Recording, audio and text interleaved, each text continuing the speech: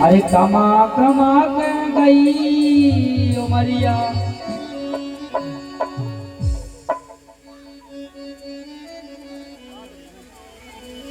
अरे कमा कमा के गई उमरिया, जिन लड़कन के लाने और बेई बाप मतारी रो रहे दो रोटन के लाने। बेई बाप मतारी रो रहे दो रोटन के लाने। बेई बाप मतारी रो रहे दो रोटन के लाने।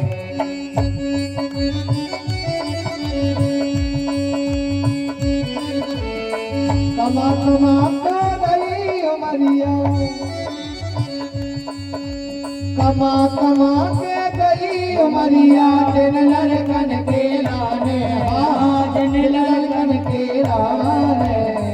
बेई बाप मतारी रो रहे दो रोटन के लाने।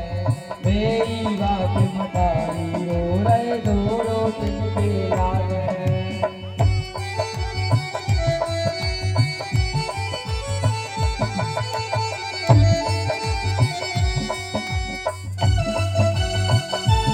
बोलो भागवत भगवान की।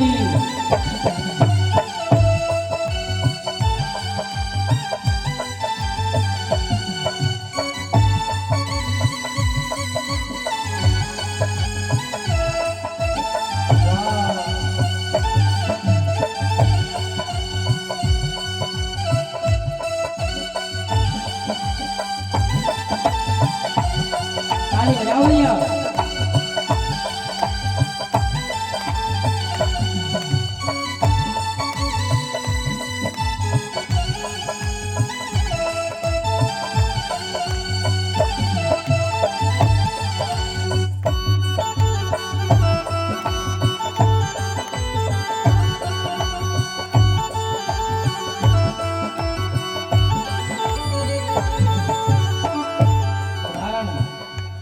ये बात मैं उन बेटों से कहना चाहता हूँ, याद करो अपने माँ बाप के भाव को।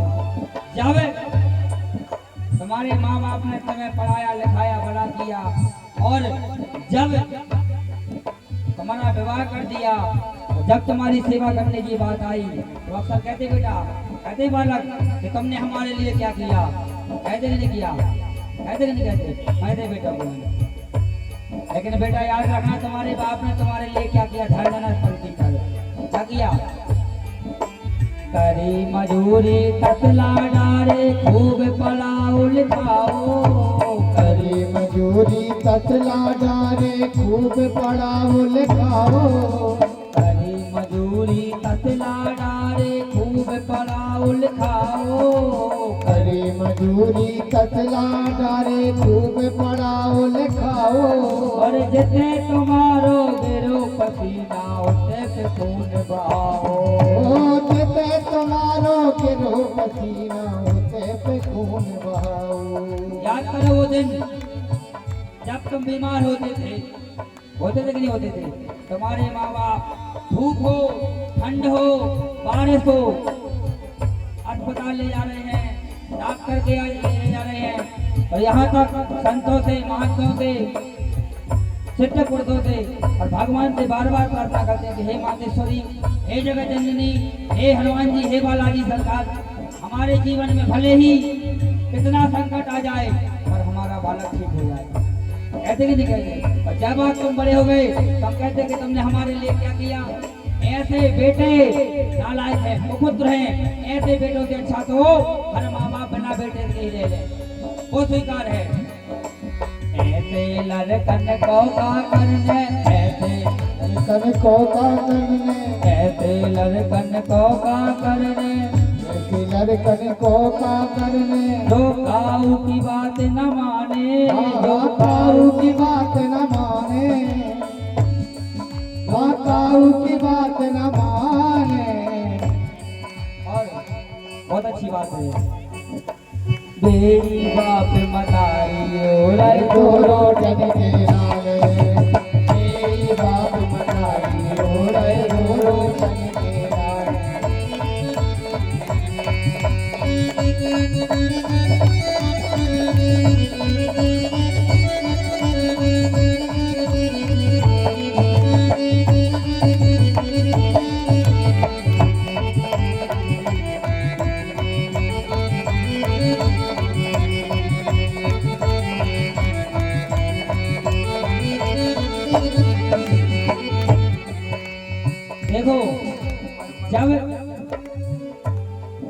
माता पिता का बुढ़ापा आता है, सब बेटे क्या करते हैं? आओ बुढ़ापो थक गई अखियां, आओ बुढ़ापो थक गई अखियां, कौन पौड़न पारो, कौन पौड़न पारो। अरे टूटी खटिया दई सवर के द्वारो दौन कालो, टूटी खटिया गई सवर के द्वारो दौन कारो। अरे टूटी खटिया दई सवर के द्वारो दौन कालो, टूटी खटिया गई सवर के द्वारो दौन कारो। और ये बात सच है क्या? बेई बाप मतारी रो रहे दो रोटी की खाने, बेई बाप मतारी रो रहे दो रोटन के लाने। अरे कमा कमा के गई उमरिया, ओ कमा कमा के गई उमरिया, जिन लड़कन के लाने, हाँ जिन लड़कन के लाने, बेई बाप मतारी रो रहे दो रोटी की लाने। बेई बाप मतारी रो रहे दो रोटन के लाने। यो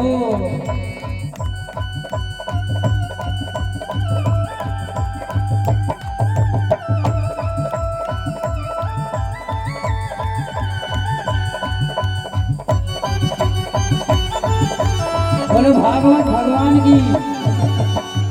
हो गया भैया, आधा अच्छा ही लग रहा भजन का, अच्छा ही लग रहा हो बजाओ थाली, जय हो।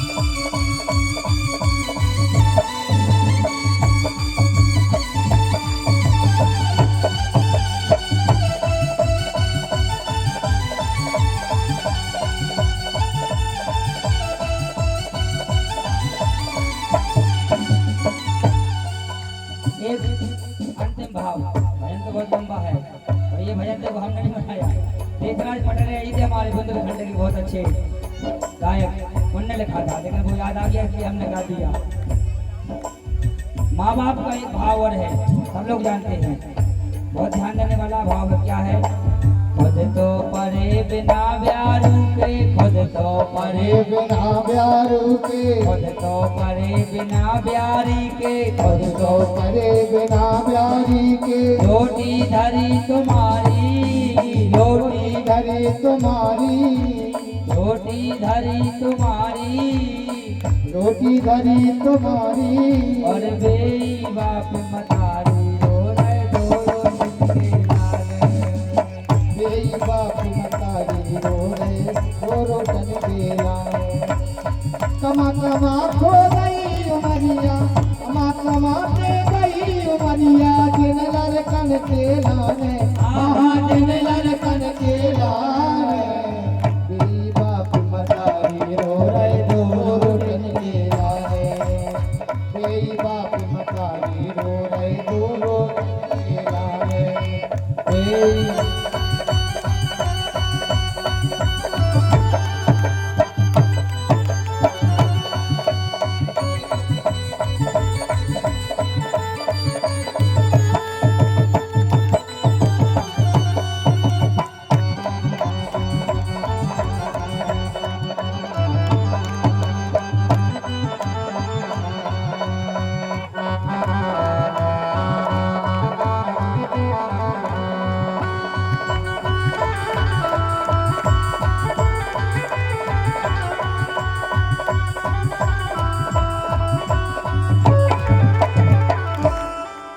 बोलो भागवत भगवान की जय।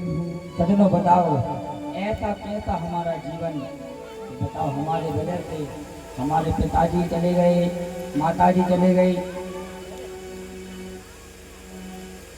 बोले भागवत भगवान की जय। हमारी आज भागवत जी की कथा के मध्य पूज्य महाराज जी के बड़े प्रिय है गणपत शर्मा, जो कि गौ सेवक हटा के बहुत अच्छे हैं और गौ सेवा में तत्परलीन हैं। और आज भगवान की कथा के मध्य पधारे हैं और व्यासपीठ से इनका बहुत बहुत स्वागत है।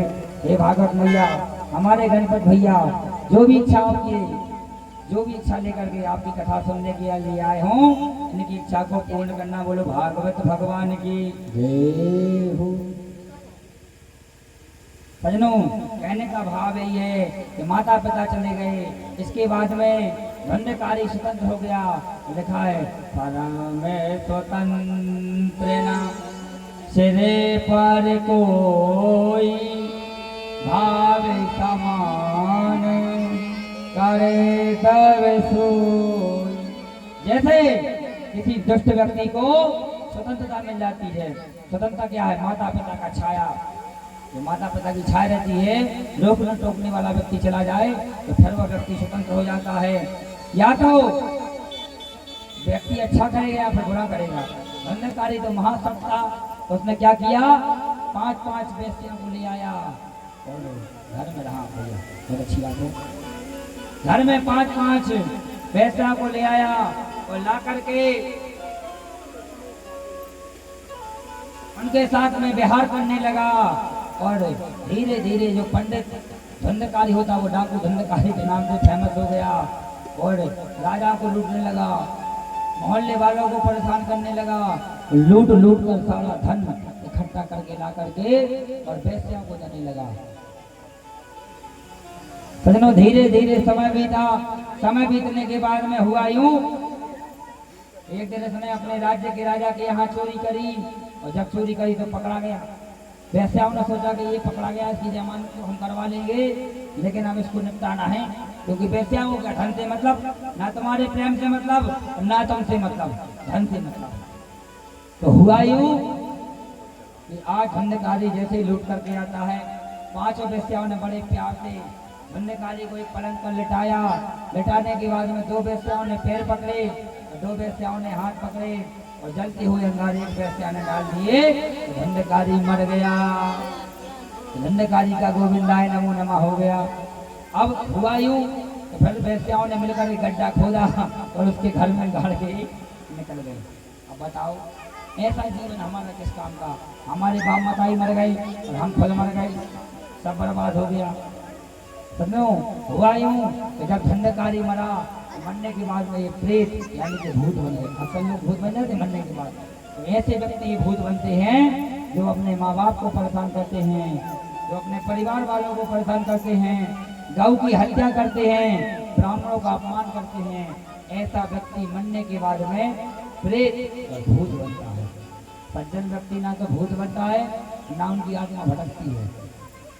एक बार की बात है, गोकर्ण जी को पता चला, उन्होंने अपने माता पिता और धन्यकारी के नाम से गया में श्राद्ध करा दी। और हमारे यहाँ ऐसा विधान है, कोई व्यक्ति मरता है गया में श्राद्ध करा तो उसकी मुक्ति हो जाती है। धन्यकारी की श्राद्ध हो गई। श्राद्ध होने के बाद में एक बार गोकर्ण जी की इच्छा हुई, चलो अपने पिता के घर घुमाएं। अपने पिता के घर आए। 2 बजे रात्रि में पैदल चल करके आ रहे थे। उनने सोचा अभी रात्रि में काय को किसी को परेशान करें, पिता के घर में ले लेते हैं। 4 पाई खटिया निकाली और जैसे भगवान की साधना करने के लिए बैठे कि कभी कुत्ते की आवाज आने लगे, कभी भैंसे की आवाज आने लगे, कभी अग्नि जलने लगे, कभी गड्ढे की आवाज आने लगे। धन्यकारी जी ने सोचा कि बताओ क्या बात है, ये तो ब्राह्मण का घर है, सबकी हमने गया में श्राद्ध भी करा दी, तो क्या लफड़ा है। तब जाकर के बार बार आवाज होने लगी। तब गोकर्ण जी महाराज ने अपना कमंडल लिया, जल लिया और अभिमंत्र जल कर करके जैसे ही पृथ्वी पर पटका तो उसमें से एक छाया प्रकट हो गई, प्रेत भूत। पर बोले कुछ नहीं। पर दोबारा से गोकर्ण जी महाराज ने वाक्यवाणी पढ़ी, वाक्यवाणी का मंत्र बोला, जा करके वो है धन्यकारी बोलने लगा। क्या कहता है कि हम भ्राता तुदीयोस्मि धंधकारी इति नाम था। बोले अरे धंधकारी तुम? बोले हाँ भैया, मैं तुम्हारा ही भाई हूँ और अब मैं भूत बन गया हूँ। बोले धंधकारी क्या बात है, तुम भूत कैसे बन गए? तुम्हारी तो हमने गया में श्राद्ध करा दी, तुम्हारी तो मुक्ति हो जाना चाहिए थी। बोले नहीं भैया, गया में श्राद्ध कराने से उन व्यक्तियों की मुक्ति होती है जो जीवन में किसी का बुरा नहीं करते, सबका अच्छा करते हैं। गया में उनकी, और मैं तो पापी हूँ, हमारी वजह से हमारे बाप मताई मर गए और मोहल्ले वाले परेशान रहे, हमने चोरी डाका सब कुछ डाला, हम तो महाप्रेत बन गए। बोले क्या मुक्ति है? बोले गया साधे सते नापी मुक्ति सेना भविष्यति। बोले गया में तुम एक बार नहीं, यदि 100 बार भी श्राद्ध कर दोगे तो हमारी मुक्ति नहीं होगी, हम महाप्रेत हैं। बोले क्या उपाय है? बोले तुम जानो। बोले हम क्या जाने? बोले काम करो, तुम अभी जाओ, सुबह आना। गांव वालों से पूछा, गांव के पंडित जी से पूछा, कोई नहीं बताए कि महाप्रेत की क्या उपाय है, महाप्रेत की मुक्ति का उपाय क्या है। सज्जनों को नहीं बता पाया। तो गोकर्ण जी कौन है? गाय के पुत्र गैया से प्रकट हुए थे। तब जा करके सीधे गोकर्ण जी महाराज तुंगभद्रा नदी में गए और जा करके उन्हें भगवान भुवन भास्कर सूर्यदेव भगवान को अर्घ दिया। भास्कराय विद्महे दिवाकराय धीमहि तन्नो सूर्यो प्रचोदयात्। जैसे ही भैया थोड़ी मत करना नहीं आगे, जैसे ही भगवान सूर्य को अर्घ दिया, भगवान भुवन भास्कर प्रकट हो गए। उन्होंने कहा श्रीमद् भागवतान मुक्ति, श्रीमद् भागवतान मुक्ति सप्ताहम वाचनम कुरु। बोले महाप्रेत की मुक्ति का केवल एक ही उपाय है, उसके नाम से भागवत कथा करवा दो, तो इसकी मुक्ति हो जाएगी। सभी ग्रामवासियों ने सुना, सुंदर भागवत जी की पंडाल की व्यवस्था की गई और सुंदर भागवत जी का गायन हुआ। धंधकारी के लिए निमंत्रण दिया गया, कहा धंधकारी भैया आप आओ, आपके नाम से भागवत की कथा हो रही है। अब सज्जनों आप जानते हो धंधकारी कोई आदमी तो था नहीं कि भैया कुर्सी पे बैठा दो या फर्श पे बैठा दो। हवा थी, अब भागवत जी के सामने कहा जहाँ हनुमान जी बैठे वहाँ कहाँ धंधकारी भूत परिता सकते हैं। यहाँ से हवा चले वहाँ उड़ जाए, वहाँ से हवा चले यहाँ से उड़ जाए, धंधकारी बैठ ना पाए। तब सज्जनों ऐसी बात हमारे संत बताते हैं, एक 7 लाख का बांस लगा था, उसमें जाकर के धंधकारी बैठ गया। बांस में क्यों बैठा ये भी सुन लो। धंधकारी बांस में इसलिए बैठा क्योंकि बांस होता है गर्म और पोला भी होता है, तो उसमें हवा पास नहीं होती है। इस प्रकार से ये हमने भी धंधकारी महाराज को बैठाया है और धीरे धीरे धीरे कथा हुई। एक दिन कथा हुई, एक गांठ फट गई, 2 दिन की कथा में 2 गांठ फट गई, ऐसे कंटिन्यू 7 दिन कथा चली और 7 ग्रंथि का बांस फट गया और उसमें से धंधकारी जो प्रेत था वो एक महापुरुष के रूप में प्रकट हो गया। बोलो भागवत भगवान की जय हो। और जैसे ही धंधकारी की मुक्ति हुई, धंधकारी प्रार्थना करने लगा, क्या कहता है कि धन्यम भागवती वार्ता प्रेत पीड़ा विनाशिनी सप्ताहो अपि तथा धन्या कृष्ण लोक फल प्रदम। बोले हे भैया बहुत अच्छी कृपा करी तुमने कि हमारी मुक्ति हो गई, मैं तुम्हें प्रणाम करता हूँ। अब देखो वैकुंठ धाम से हमारे लिए रथ आ रहा है, अब हम वैकुंठ धाम जाएंगे। जैसे ही भगवान के पार्षद आए धंधकारी को ले जाने लगे कि भगवान के भक्त गोकर्ण जी ने कहा भैया कथा तो सबने सुनी, सबके लिए वैकुंठ से तुम विमान लेकर क्यों नहीं आए? धंधकारी तो क्यों आए? तब भगवान के पार्षद कहते ध्यान से सुनना, आपके लिए ये बात शिवना शिव वेदे फल वेदो अत्र संतता श्रवन्तु कृतं मन्ये तथा मनम कृतो भवा। बोले हाँ भैया तुमने सही बात कही, कथा तो सबने सुनी, पर कथा में लोग यहाँ पर बैठे थे, किसी को घर की याद आ रही, किसी को अपने मुंह की याद आ रही कि मुंह में करनी है, किसी को ये लग रहा कि ऐसा नहीं पंडित जी पैसा मंगा लगे हैं भाई तुम दान न मंगा लग में, किसी को लग रहा है ऐसा ना हो कि अभी हम तो कहते हैं झाड़ू लगा दो, किसी को लग रहा कि दमों में काम है, किसी को कुछ लग रहा है, लेकिन सच्चे मन से केवल कथा सुनी किसने, धंधकारी ने। इसलिए धंधकारी के लिए विमान आया। तब जाकर के सजनों यह बात जब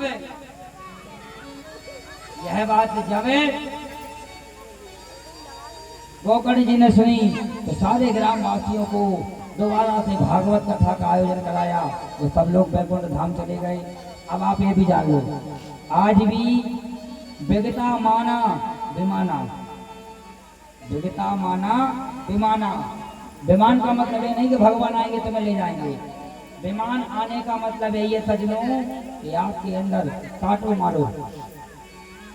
जो आपके प्रति, भैया के प्रति आपके प्रति दोष है, बहन के प्रति दोष है, बाप मताई के प्रति दोष है, मोहल्ले वालों के प्रति दोष है, जो बदले लेने की भावना जिस दिन आपके हृदय से निकल जाए सत्संग सुनने के बाद, उस दिन आप समझ जाना कि आपकी भी मुक्ति हो गई और आपके लिए भी विमान आ गया। बोलो भागवत भगवान की। इस प्रकार की महिमा भागवत जी की बताई गई।